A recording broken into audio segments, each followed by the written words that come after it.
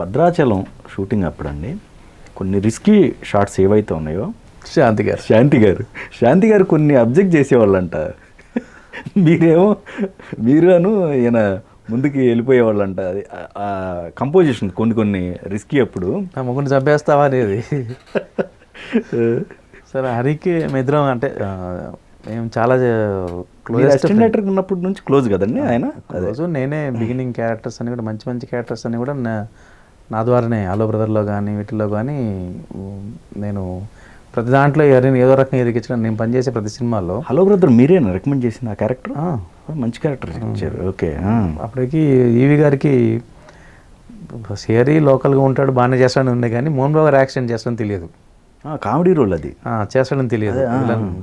చేస్తాడు సార్ బ్రహ్మాండంగా ఉంటుంది అని అంటే మోహన్ బాబు గారు యాక్షన్ చేస్తాడు బాగా అంటే ఒకసారి చూస్తారంటే నేను పిలుస్తాను సార్ అని ఇక్కడికి వచ్చిన తర్వాత సురేష్ గెస్ట్ హౌస్ పిలిపించాం, గోపాలరెడ్డి గారి గెస్ట్ హౌస్ పిలిపించాం. ఓకే. అక్కడ ఉండేవాళ్ళం. పిలిపిస్తే వచ్చి చేసాడు క్యారెక్టర్ ఇది హరి ఇట్లా చేయి బాగుంటుంది నేను మోహన్ గారు యాక్షన్ చేస్తామని చెప్పాను,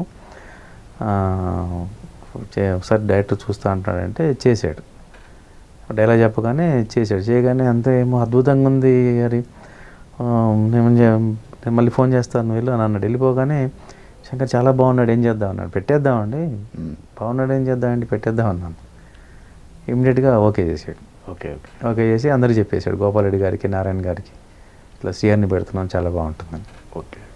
ఈవెన్ శ్రీరాములలో కూడా మోహన్ బాబు గారికి శ్రీహరికి చాలా మంచి ఫ్రెండ్షిప్ ఉంటుంది. రైట్. సో ఆయన యాక్సిడెంట్ ఈయన ఇమిటేట్ చేసినప్పుడు మోహన్ బాబు గారు ఏమన్నా ధైర్యం కోసం చేశాడు. సో అది కూడా ఈవి గారికి అందరికీ తెలుసు. నేను చెప్పేవాడిని ఆయన ఏం ఫీల్ అవ్వడు మనకేం పెద్ద ప్రాబ్లమ్స్ రావు ఆయన వల్ల అని చెప్పేవాడిని. దాంతో అది బాగా వర్కౌట్ అయింది. ఓకే. శ్రీరాములయ్యలో ఆ క్యారెక్టర్ని వద్దంటాడు మోహన్ బాబు, వద్దు వాడు మనుషులు అలికాలను పెడదాం అంటాడు.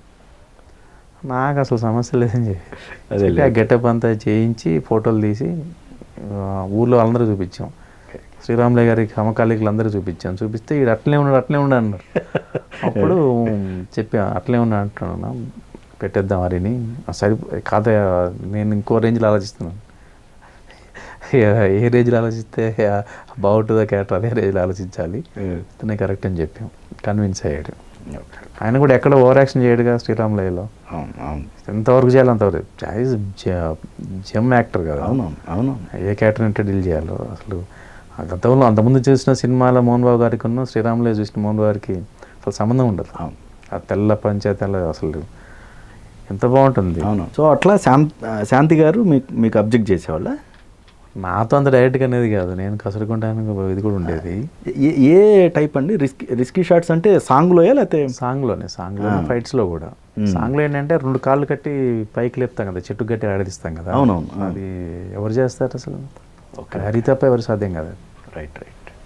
తల కిందలో పెట్టి 2 కాళ్ళని మొత్తం విడదీసి ఇటు రోపు ఇటు 10 మంది లాగుతూ ఉంటారు, ఇటు 10 మంది లాగుతూ ఉంటారు. బాడీ కింద ఉంటుంది, తల కింద ఉంటుంది, కింద నుంచి పైకి లాగటం అంటే ఆ సాంగ్ నేనే చేశాను అన్నమాట. కొరియోగ్రఫీ నాదే. అవునా? వాటర్లో నేను కొరియోగ్రఫీ నేనే చేసాను. అవునవును. సో నేనే డాన్స్ మాస్టర్లు వాళ్ళు ఉంటేనేమో కొరియోగ్రాఫర్ ఉంటేనేమో వాళ్ళ మీద పడేది నేను కదా. ఏ వల్లేదు గులుక్కుంటూ ఉంటారు. ఇతను లోపల సంతోషము ఆడుకుంటులో కదాలి. సో అది చేస్తావా అని అన్నాను అంతే. చేస్తామా చేయకపోతే అన్నాడు. చేస్తే బాగుంటుంది నీ ఇష్టము, రిస్క్ తప్పు నాది కాదు అనేవాడిని. కాదమ్మా రిస్క్ ఏముంది, రిస్క్ ఉంటుంది అంటే వాళ్ళు కింద చూసుకుంటాము అని ఫైటర్స్ని పిలిచి మొత్తం అటు ఇటు సేఫ్టీ అంతా చేసేవాడిని. ఓకే. చేసేవాడిని. ముండోడు అంత ఈజీ కాదు అది, కానీ చేసాడు బలవంతంగా. అంటే ప్యాషన్, సినిమా మీద ఉన్న ప్రేమ, క్యారెక్టర్ మీద ఉన్న ప్రేమ, మా ఇద్దరి మధ్య ఉండే ఇంటిమేసీ, మా ఇద్దరికి చాలా క్లోజ్ ఫ్రెండ్షిప్ ఉంది మా ఇద్దరికి. ఆ సినిమా చాలా మంచి హిట్. అప్పటివరకు ఏంటంటే హరికి ఒకసారి ఆ సినిమా మీద డౌట్ ఉండేది. వాళ్ళ వైఫ్కి అయితే అసలు గ్యారంటీ లేదు ఆ సినిమా ఆడదని చెప్పుకుంటుండేది. సినిమా ఆడదు, నా మొగుడిని నానా కష్టాలు పెడుతున్నాడు ఆ శాపదలతో చెప్తుండేది. నేను లోకుంటుండేవాళ్ళు, ఇద్దరు లోకుంటుండేవాళ్ళు. లేదు హరి తిడుతుంది అనేవాడు, తిట్టినేళ్ళని.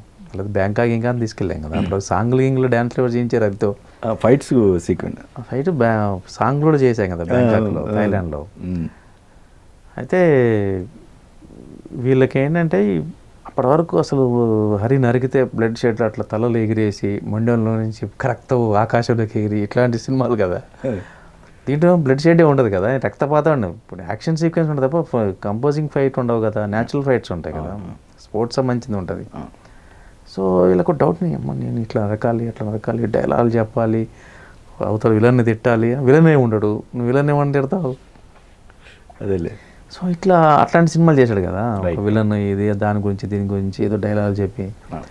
నేనేమనుకున్నానంటే ఈ జయమందేరా ఇవన్నీ చేసాము, ఇక అసలు విలన్ లేకుండా ఇది లేకుండా ఒక కూల్ సినిమా స్పోర్ట్స్ బ్యాక్డ్రాప్లో పెట్రియాటిక్ సినిమా లాంటివి చేసి ఒక మోటివేషన్, అంటే జీవితంలో పట్టుదల కృషి ఒక నమ్మకం ఉంటే జీవితంలో ఎవడైనా ఏమైనా సాధిస్తాడు అని చెప్పాలి అనేది కాన్సెప్ట్.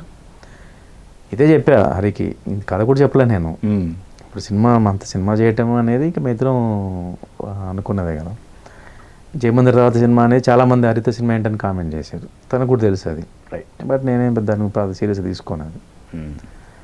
ప్రతిసారి ఉంటుంది ఇట్లాంటివో కామెంట్ ఉంటాయి కానీ దాని పెద్దగా ఏమి, సరే మనకేం ఇష్టం అది, మనం తప్పు చేయట్లేదు అనే ఫీలింగ్ ఉంటుంది. ఎగ్జాక్ట్. మనం ఎవరికి అన్యాయం చేయట్లేదు కదా, నా ఇష్టం నా సినిమా పోయింది అనుకో, సినిమా రాదు, మళ్ళీ స్ట్రగుల్ అవుతాం, మళ్ళీ ఎత్తుక్కుంటాం, అది మామూలే కదా.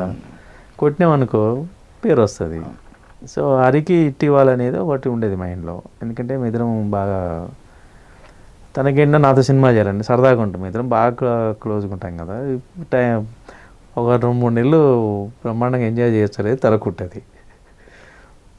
సో అట్లా ఆ సినిమా ఇట్లా స్పోర్ట్స్ అనుకుంటున్నాం, హరి జిమ్నాస్టిక్స్ అనుకున్నాం. బట్ ఆ జిమ్నాస్టిక్స్లో హరి స్టేట్ ర్యాంకరు. జిమ్నాస్టిక్ అనుకున్నాను కానీ అది అన్ని యాంగిల్స్ దాంట్లో చెప్పలేను. ఈ బాక్సింగ్ అనేది ఆల్రెడీ వచ్చేసాయి చాలా, కాబట్టి ఇంకేదో కొత్తగా ట్రై చేస్తా, స్పోర్ట్స్ బ్యాక్గ్రౌండ్లో చేస్తాను.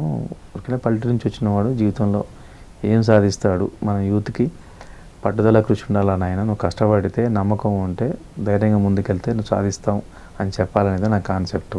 అది కూల్గా చెప్తా, నువ్వు నరకడాలు ఈ డైలాగులు చెప్పటాలు వాందిట్టాలు విందిట్టాలు ఉండవు. ఇంకా ఆల్రెడీ నేను విసిగిపోయాను, నీ సినిమాలు కూడా చూసి విసిగిపోయాను జనం, కాబట్టి భిన్నంగా చేద్దాము అని అంటే నీ ఇష్టం అమ్మ అన్నాడు. అట్లా ఒక 3 నెలలు టైం తీసుకున్నా, డౌట్ వచ్చింది సినిమా చేయడానికి.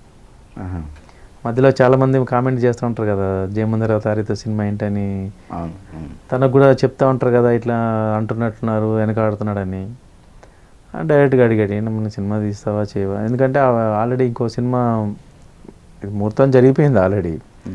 మొత్తం జరిగిన తర్వాత 3 నెలల సినిమా ఎట్లా ఖాళీగా ఉండే పరిస్థితి లేదు కదా తను.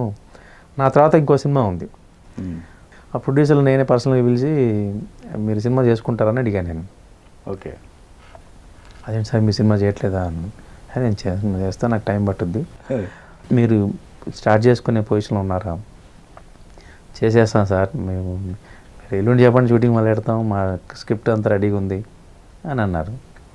అప్పుడు హరితో మాట్లాడా, సరే నాకు 3 నెలలు టైం పడుతుంది, టైం వేస్ట్ చేయకుండా ఆ సినిమా చేసుకో, ఆ సినిమా అయ్యేలోపు నేను కట్ చేసుకొని వస్తాను, అయితే నీకు మాట ఇస్తాను, నేను వేరే కమిట్ గాను వేరే సినిమాలు చేయను, ఇదే కథ మీద ఉంటాను, నువ్వు సినిమా చేసుకుంటున్నావు కాబట్టి నేను కూడా ఇంకో సినిమా చేసి వస్తాను చెప్పాను అని చెప్పా.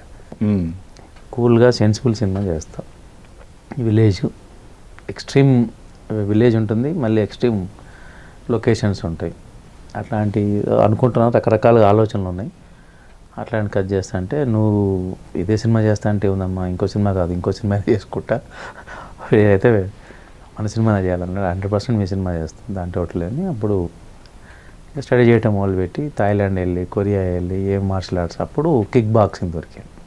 ఓకే, కిక్ బాక్సింగ్ అయితేనే అది ఇంటర్నేషనల్ గేమ్స్లోకి ఏషియన్ గేమ్స్లోకి ఎలిజిబిలిటీ ఉంటుంది.